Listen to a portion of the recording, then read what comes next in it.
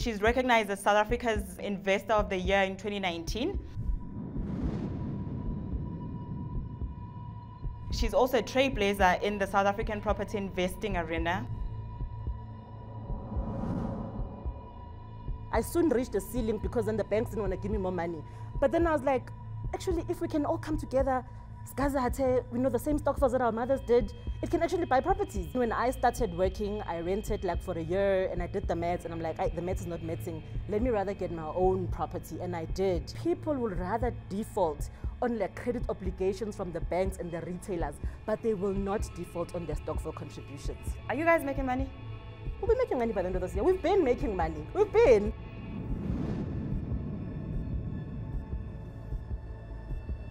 Her property Stokvel has managed to raise 25 million rands to date. And I think that a lot of people tend to focus on the 2% and the stuff that's highlighted in the media about Mang Mang's auntie who ran away with money. And they don't focus on the 98% of the Stokvels that do work.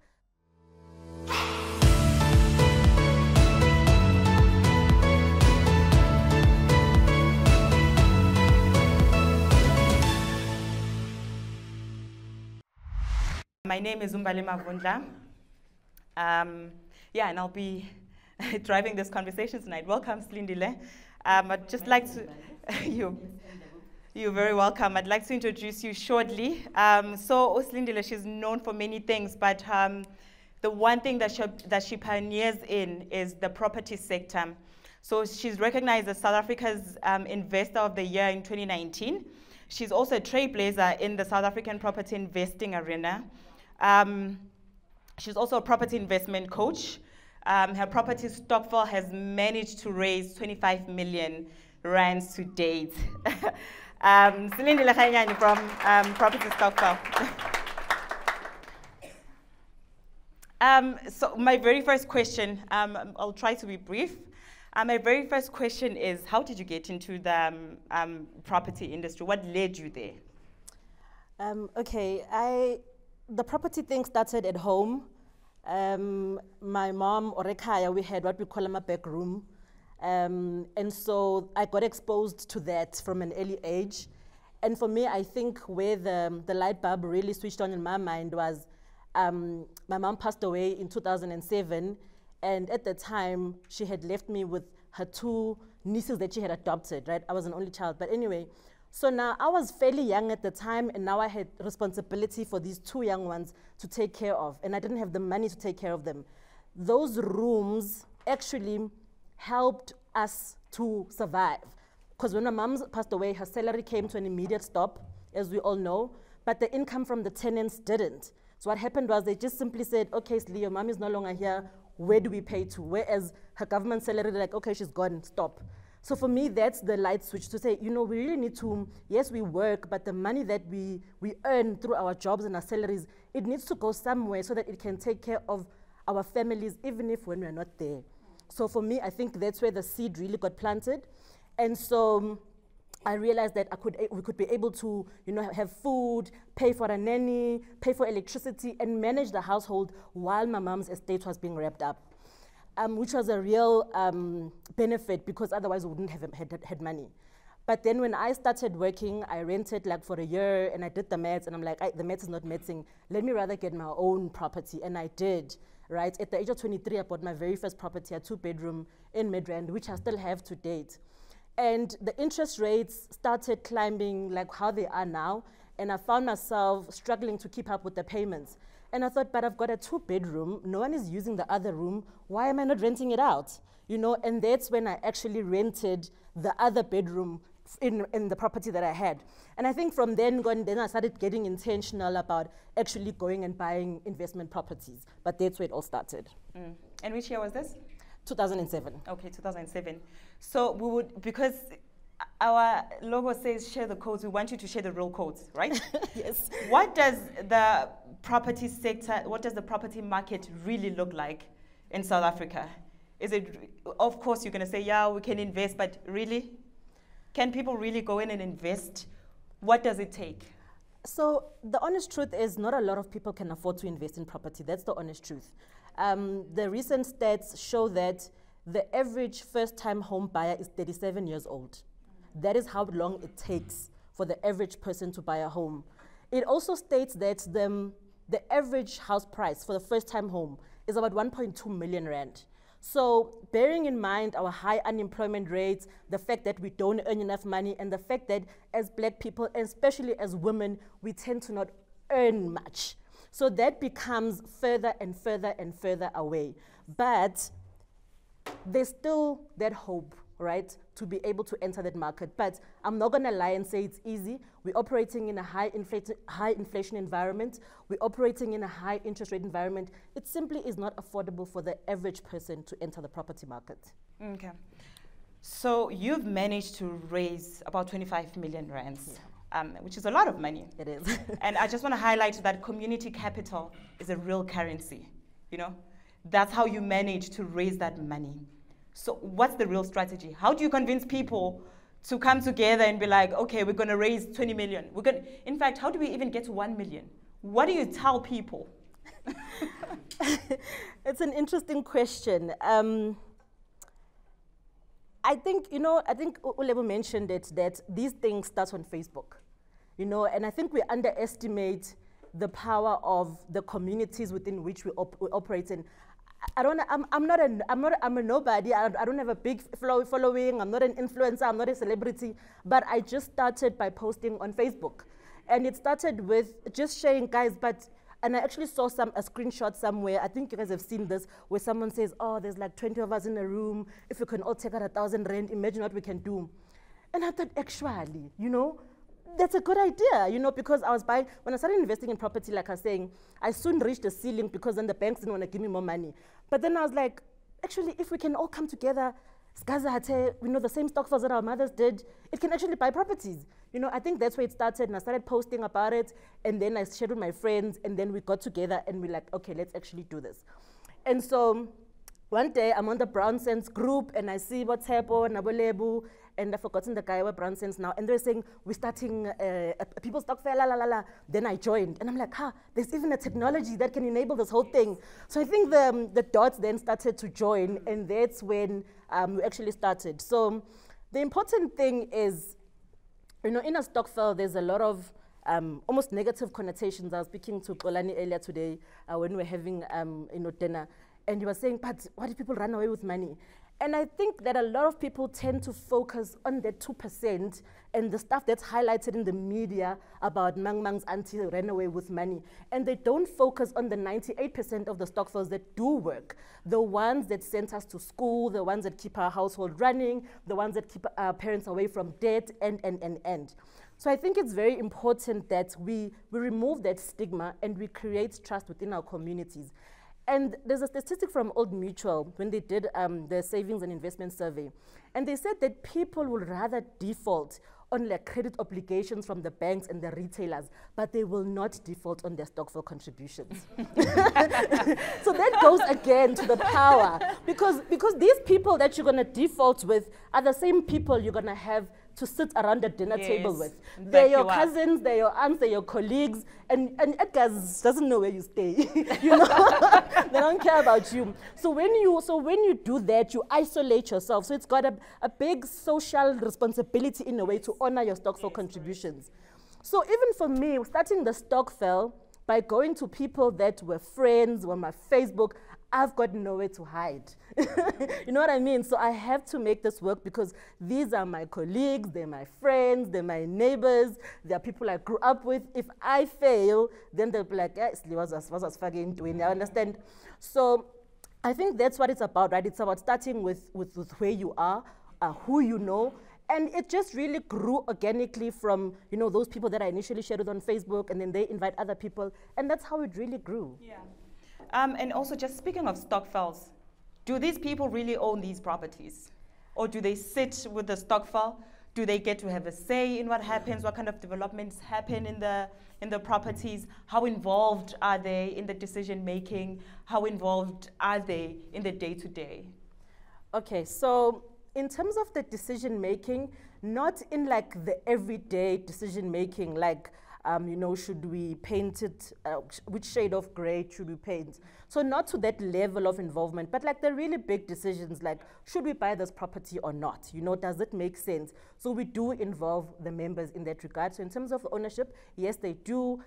We've set up an entity that holds the assets, and then the members then become the co-owners via that entity. So yes, they do. In terms of the level of involvement, not from an operational perspective. So we as the leadership team are there, but then also we've got service providers that do certain things like property managers, et cetera, et cetera. So that also happens in the back end. Okay.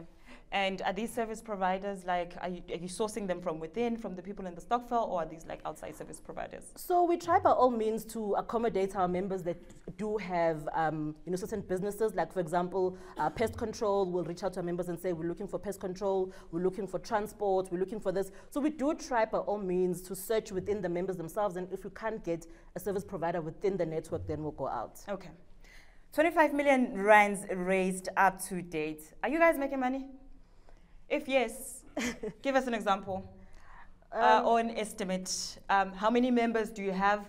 How much is each member making a month? How long does it take for each person to start making money from the moment that they join?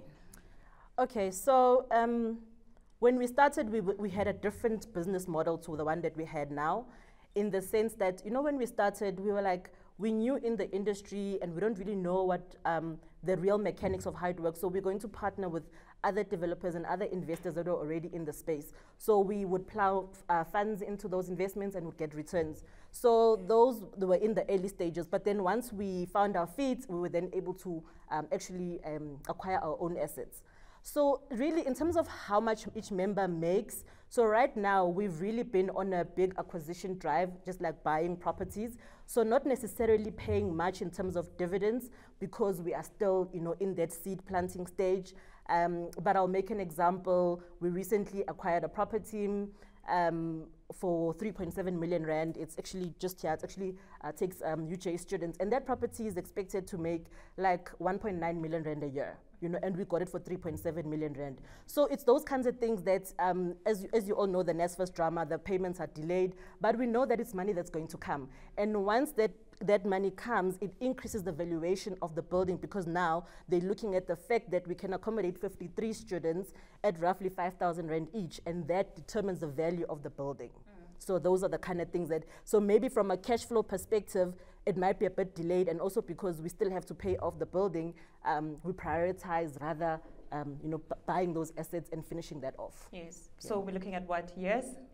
Before we can make money. Yeah. We'll be making money by the end of this year. We've been making money. We've been. But I'm just saying that sometimes we prioritize, we have a meeting with the members and we say, guys, here's the profit, should we declare it or not? Yes. And then they say, no, let's rather reinvest it because we've got this project that we need to do. Yeah. You know, so that's a decision that we have with the members and we decide collectively. Okay. Yeah. No, sounds good. I'm going to ask one or two more questions, and then I'm going to give the audience a chance to engage with Silindile as well. We just came from COVID, you know? A lot of people were asking themselves, like, next time I'm buying a house, I need to think, can I be quarantined here, you know? In terms of insurance, how are the members covered, you know? Say I join today, God forbid I die tomorrow, what happens to my kids? Do they get to benefit from that? Is there some sort of insurance that will cover that? Once I'm part of the Stokvel, who are you working with? How much, to what extent do they cover? And also, let's say I lose my job in the next 2 months, what happens? I'd still like to continue with the Stokvel, you know, but these are things that happen that are outside of our control. Yeah. Do you have insurance for such? Okay, so we don't have insurance like in the true sense of insurance. The insurance that we have obviously is a typical insurance, public liability in case someone passes away, not all of buildings will get injured. So we've got that, building insurance, contents insurance, those kinds of insurance we have. But in terms of if like you lose your job, for an example, we don't penalize you or say now you need to leave the Stokvel. You've invested to a point, right? And when you pick yourself up, you pick up from where you left off. So there's no penalty for stopping or whatever the case might be. So we don't penalize you in that instance. And then in the sense that you pass away, so we do allow members to nominate beneficiaries. So we complete a beneficiary nomination form so we know what your wishes are. And if, you pass away or whatever, your family then gets hold of us, we get hold of the executor and we deal it that way, like any other investment that you would have. Like, so basically we deal with your estate. Okay, great. Yeah. My last question. The top 3 lessons you've learned having started this journey, it can be from the failures, it can be from the wins. Looking at community capital, looking at investments, and also looking at the property sector in South Africa. What can you share with the audience today? The one thing I think is important, especially in the Stokvel environment, as I said, there's trust issues. And there's a quote that's been saying, trust is a new currency. So without trust, you're really gonna struggle to get anywhere. And so I want to share the... Ulebu usually says business is built at the speed of trust. Absolutely, absolutely. So I want to share the equation for trust, right? If you're ever looking at how do you build trust. So trust is it's an equation, right? It's an equation that is made out of one, credibility. So you need to be credible. So when you must know your subject matter, you must sound credible. People must believe what you're saying. So the first thing is the equation is credibility. Secondly, it must be reliability. So when you say you're going to do something, do it. And if it doesn't happen, say so. Yeah, communicate, right? Because things happen, things go wrong. We've done deals that have gone wrong. But the important thing is that you communicate, right? Yeah. So be reliable. Come up and say, guys, I messed up. So be reliable. Yes. The next thing is intimacy. So not intimacy in the sense that, obviously, like we all think. Intimacy in how close you are and how connected you are to the people that you're dealing with. So you can't be standing and you're unreachable, you are this person that's out there and nobody knows how to get hold of you. So you will see that the communities that have grown up, people that are in the community, they deal with the people, there's that level of intimacy, you feel like you know the person. So that's important to building trust. And then in the denominator, or the one that you divide this equation by, is self-interest or self-orientation. The more you are self-absorbed, the more you care about yourself and what you can get out of it, it diminishes your trust equation. So you see the people like Abo Lebu saying he was doing it that and he was not getting anything. That's because his self-interest is low, and that is why his trust grows and the community grows, because you're not self-absorbed. So that's the one thing that I would say. I would also say that you need to obviously understand the market that you're entering. So we've had Stokvels that have done different things, right? Franchising, trucks, wada, businesses. So you need to really either be the expert in that or find somebody who can't just raise money for the sake of raising money. It needs to be clear what are we doing with that money and how are we gonna, because it's like a business, guys, like any other business. So if you don't have the experience within, partner with others that are gonna do so. And my third tip would be, really leverage partnerships, because, you can only do so far. You can only go so far on your own. So, we leverage a lot on our technology partners, Stokvelas here, Tepos here. So that enabled us, to create that trust, that transparency where everyone sees what's happening. So really leverage technology, leverage partnerships, because you don't have to do everything on your own. You might be really good at being this person who is, charismatic, you are able to talk, but maybe you suck at the operational, admin, day-to-day things. Find somebody who can partner with you in that regard. Those are my tips. Thank you so much. Can you give a round of applause? I'm going to take questions from the floor. Do we have questions for Silindile? At home, we have an empty RTB house. It is fully furnished, but no one lives in it. And we have 2 bedrooms. One has a tenant and one is used as a storage. Several family members have asked us to put their stuff there. So what is the one code I can use to hack into the property industry with the space I currently have? You're already sort of hacking it in a way, because you said the other one is being used as a storage, right? Yes. Is someone paying for that? No. Then they should. There you go. Like I was telling you guys that at home we had our back rooms. We also had a garage. And my friend, they wanted to rent that garage. So it's absolutely, you can do that. You can rent, people pay warehouses. I think some of the speakers here have been mentioning space warehousing. So if you've got that space and someone just needs to store their stuff, it's absolutely something that you can use. And depending on the RDP and where it's at, and if it's paid up and has a title deed, you can even get funding from the likes of Umastandi to actually build a bigger structure or more rooms using their title deed as your security or surety. The question that I have for you, Sli, is that for someone who has a property in the township and has got a space to build backrooms, but they don't want to get credit, or rather a lot of credit, what advice do you have for them? Secondly, do you do mentorship for people that want to grow in the property space, like myself? Thank you. So, yeah, definitely. I think, guys, we need to understand that sometimes we're sitting on assets and we don't realize it, right? Like having a paid up, even if it's an RDP or it's a room or whatever it is, you're sitting on that land and you can leverage it, right? So unfortunately, you know, you can raise money in one of two ways. Okay, well, in three ways, right? So the one is your own money, and the other is like other people's money. And other people's money can either be debt or equity, right? So, or like a hybrid of the two, but essentially those are the three forms that you can use to raise money. So if you don't have your own money, unfortunately you are then stuck with the option of getting money from other people who are either gonna borrow it to you or say they want a piece of that business that you're starting. So those would really be your options if you don't have your own money. Yeah. And mentorships, yes I do. You can reach out to me and we can talk about it. My name is Umfundos Tsole. So my question is basic really. Can one still join a stokvel? And if so, like what's the barrier to entry, or what's the minimum that one actually can pay to actually join there? And also, do we have to do a back pay for what the other members have already contributed, or do you just start from when you do join if it is possible? So yes, we're still taking members and you can join from where you are, but obviously you're joining a train that's already been moving, right? So it's up to you whether you want to catch up or go on your own pace.